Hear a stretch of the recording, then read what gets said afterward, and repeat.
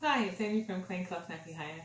In this video I'm going to talk to you about dirty nappy storage, which is otherwise known as dry paling.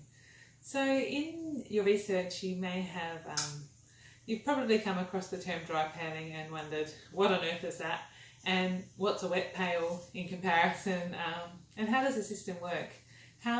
What might it look like in your house when you take the nappy off of your baby, and how do you get the nappy between the laundry and the change table, and what happens in between? Where do you go to rinse it?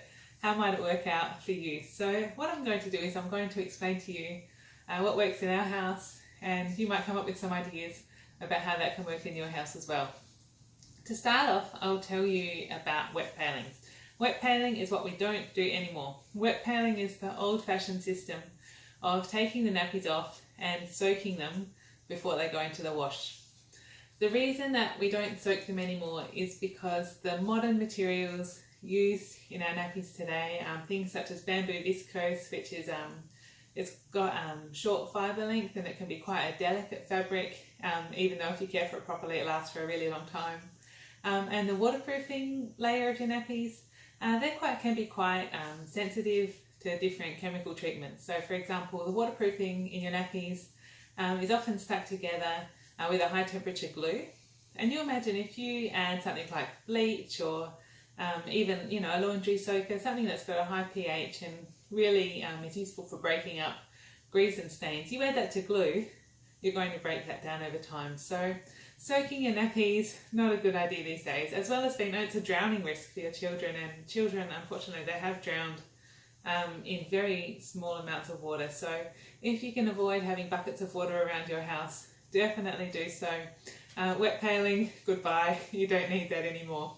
What we do these days is we do something called dry paling, and dry paling just means we're paling the nappies without them being soaked in water.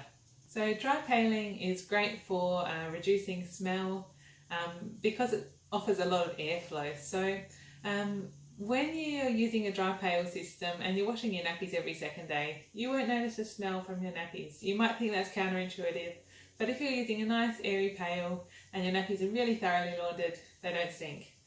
Which is obviously that's a really nice thing when you're using cloth nappies and letting them sit there for a couple of days. So if your dry pail does stink, get in touch, I'll help you with your laundry.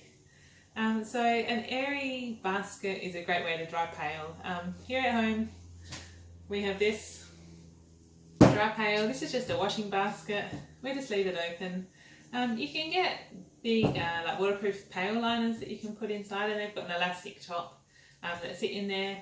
They can make it easier to transfer your laundry into the washing machine, but more often than not we just use this, and then when we've put the nappies into the washing machine we just clean it out with some spray and wipe, give it a hose off in the yard and let it dry, and it's ready to go again. So a nice laundry basket is great.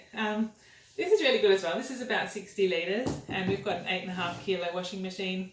When this is full, that's a full load in our machine, and it's like the perfect amount to get the perfect load size for the nappies. So that's quite handy. You might find something similar. The other thing that you need to consider is how you might get from your change table to your laundry. Where are the nappies going to go? What will you do with them in the meantime? And at our house we have a super simple solution for that, the humble bucket. So what we do is we put the bucket at the change table, we take the nappy off of bulb and we just put it straight into the bucket, put the new nappy on, and you can just basically take the bucket to the laundry whenever you've got a chance. So our dry pail is stored in our bathroom. We've actually got a nappy sprayer that's attached to our toilet, and we use that to rinse off the poopy nappies. And then the dry pail, this laundry basket I bashed around earlier, so that sits next to the toilet and next to the nappy sprayer. So it's just an easy transfer, clean up the bucket and back into action. We actually have a stack of these buckets because it's much easier. Sometimes you don't get to rinse off the nappies right away. You might take it into the bathroom and then something happens, and well, that's mum life. And then you find yourself needing to do another nappy change. So if you've got a few buckets on the go, that can make your life much easier as well. So we take the nappy off of the bulb, put it into the bucket. When we've got either the bucket's full or you get a poo or something that you want to deal with right away, transfer this to your laundry or wherever you're rinsing, in your bathroom, in your toilet, Rinse out your nappies, so rinse out the poopy nappies, and we'll talk about that again in another video. And then transfer into your dry pail. After 2 days, it's time to put the wash on. And so you just take the nappies out of your dry pail, straight into the machine, clean out the dry pail, and back into action. So that's what dry paling looks like in our house. So just remember, no soaking in water. You don't need to do that again, even if your mum did that. And well, my mum did that, you know, with 4 kids. We don't do that anymore because we don't want to damage the more sensitive fabrics of our nappies. A bucket can be a really nice solution for your dry pail. I think that's about all for this video, so if you've got any questions, feel free to ask. Otherwise, we'll catch up with you soon. See you later.